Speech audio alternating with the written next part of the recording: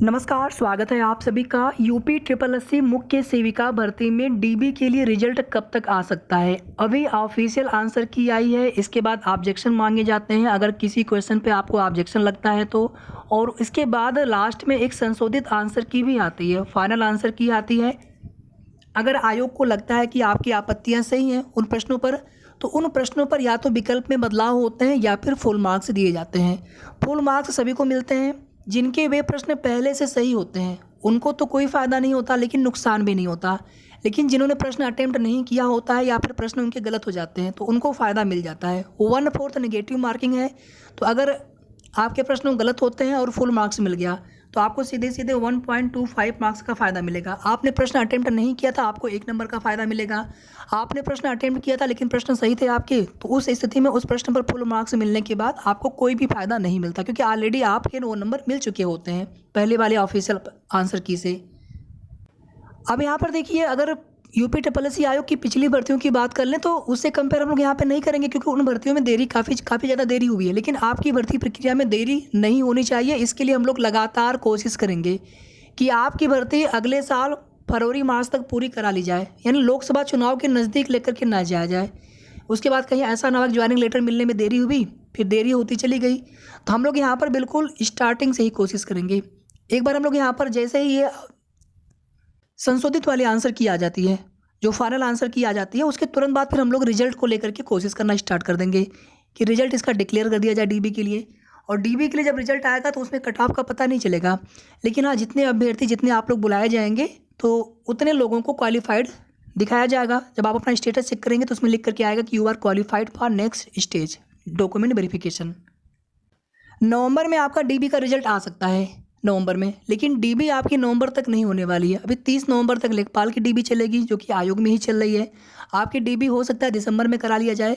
लेकिन ये सारी चीज़ें फिलहाल में अभी हम लोगों को इतना मान करके चलना है कि हम लोग प्रयास करेंगे, कोशिश करेंगे तो सब कुछ इसी प्रकार से हो सकता है। और अगर हम लोग आयोग के ऊपर छोड़ देंगे, अभी 10,000 भर्तियों की घोषणा की गई है दिसंबर तक, क्या पता आपकी भर्ती प्रक्रिया भी उसमें आ जाए। अगर आपकी भर्ती में अगर डीबी के लिए रिजल्ट भी आ जाता है, आगे डीबी आदि के लिए डेट आ जाती है, तब भी ये मान लिया जा सकता है कि आपकी भर्ती में इतना कार्य हो चुका है। एएनएम 92-12 में देखेंगे कि नियुक्ति पत्र वितरण नहीं हुआ था, लेकिन लगभग 7-8 महीने पहले ही न्यूज़पेपर में आ गया था, खबर आ गई थी कि ये भर्ती प्रक्रिया कंप्लीट हो चुकी है, जबकि वो भर्ती उसके कई महीने बाद पूरी हुई। तो इसी तरह से कम कुछ प्रोसेस आपकी भर्ती में कंप्लीट हो जाए तो उसके बाद फिर आगे की प्रोसेस में ज़्यादा समय नहीं लगेगा। फिलहाल में इस महीने लास्ट तक या फिर नवंबर की स्टार्टिंग तक आपको संशोधित वाली ऑफिशियल आंसर की देखने को मिल जाएगी।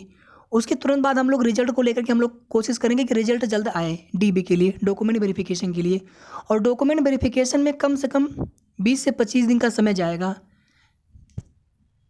और अगर कहीं एएनएम 92-12 भर्ती की तरह अगर कराना होगा तो और भी जल्दी करा लेंगे आयोग। पिछली बार आप देखेंगे जल्दी कराने के लिए एएनएम 92-12 में जल्दी कराना था डीबी आयोग को, तो बाहर करा लिया गया था। वहीं लेखपाल के डीबी में आप देखेंगे लगभग 2.5 महीने का समय जा रहा है, हालांकि बीच में गैप भी है काफ़ी ज़्यादा, हर दिन डीबी नहीं चल रही है। तो सब कुछ देखिए यहाँ पर शासन के ऊपर, आयोग के ऊपर है। हम लोगों को ये प्रयास करना है कि लेट से लेट अगले साल फरवरी मार्च तक आपकी भर्ती कंप्लीट हो जाए, क्योंकि उसके बाद फिर आप सभी जानते हैं कि मई जून में चुनाव होंगे, उसके काफ़ी समय पहले आचार संहिता लग जाएगी, फिर बहुत दिक्कत होगी, फिर ये भर्ती प्रक्रिया में देरी होती चली जाएगी या देरी हो सकती है।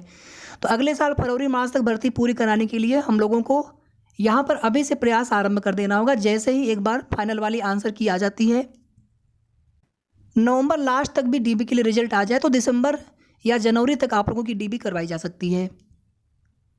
नॉर्मलाइजेशन में कितने नंबर का फ़र्क होता है, यानी कितने नंबर घटते या बढ़ते हैं?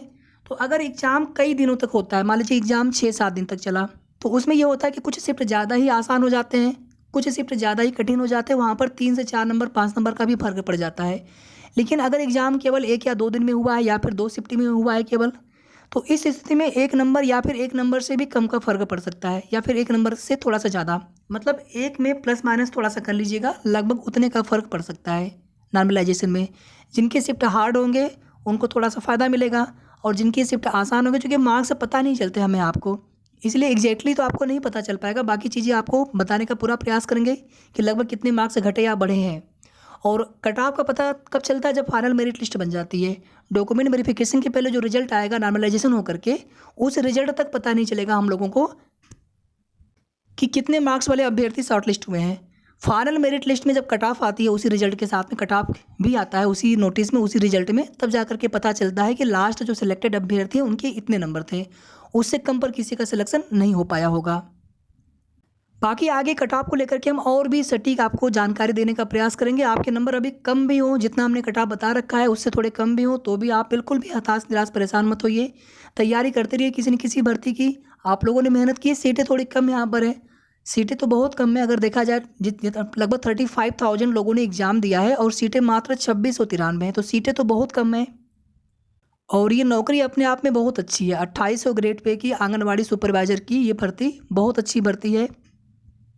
डॉक्यूमेंट्स को लेकर के बहुत जल्द एक वीडियो बना देंगे। डॉक्यूमेंट्स को लेकर के आप लोग बिल्कुल परेशान मत होइए। वर्तमान में लेखपाल की डीबी चल रही है, तो उसमें कैसे डॉक्यूमेंट्स लग रहे हैं, नए पुराने, जितने भी आपके मन में डाउट हैं, कब का निवास, कब का कास्ट, कब का ईडब्ल्यूएस में कोई अगर दिक्कत है उसको किस प्रकार से इस बार किया जा रहा है, पहले कुछ किसी प्रकार से डीबी हुआ था, तो बहुत सारे बदलाव भी किए गए हैं।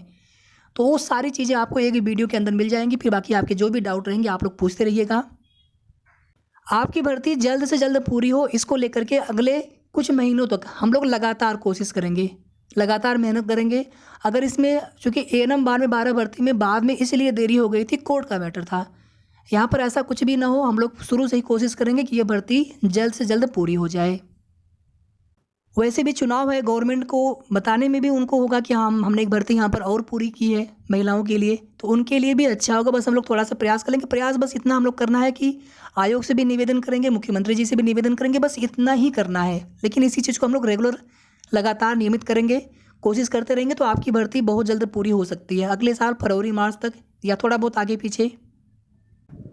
यहाँ पर आप सभी से एक रिक्वेस्ट हमारा और है कि जब आप लोगों ने ऐसे पहले जो भी आपने अपने आंसर की चेक किए होंगे, या जब फिर आप लोगों ने अपने ऑफिशियल आंसर की से चेक किया होगा, तो देखिए इसमें ज़्यादातर जो आप लोगों ने कमेंट किया है अपने मार्क्स, इसमें देखिए बहुत सारे अभ्यर्थी ऐसे भी होंगे, आप लोगों में से होंगे कि जैसे मान लीजिए वो भर्ती के लिए उन्होंने फॉर्म भर दिया था, किसी अदर सब्जेक्ट से हैं, या फिर भर्ती के लिए एलिजिबल नहीं है, या फिर वो डीबी नहीं कराते हैं, हो सकता है उन्हें इस नौकरी की आवश्यकता ना हो, बहुत सारी चीज़ें हो सकती हैं। बहुत सारे ऐसे कैंडिडेट होते हैं कि जो किसी न किसी अन्य भर्तियों की भी तैयारी करते रहते हैं, हमें आपको पता नहीं चल पाता है, कभी जैसे बात हुई कमेंट आया तो हम आप जान पाते हैं। लेकिन ऐसे बहुत सारे अभ्यर्थी हो सकते हैं, उनके अच्छे मार्क्स भी हैं आपकी भर्ती में, यानी आप समझ लीजिए 70, 72, 73, 74 इतने मार्क्स वाले अभ्यर्थी किसी न किसी अन्य भर्ती में ऑलरेडी वो लोग कोशिश कर रहे हैं। किसी भर्ती में बिल्कुल लास्ट उनका स्टेज है, वहाँ पे थोड़ी बहुत प्रोसेस बची हुई है, तो बहुत सारे लोग डीबी स्किप भी करेंगे। इसलिए अभी आपके जितने भी मार्क्स हों, आप लोग निश्चिंत रहिए, प्रयास हम लोग करेंगे आगे कि जिनको इस भर्ती में आगे चल कर के ज्वाइनिंग करनी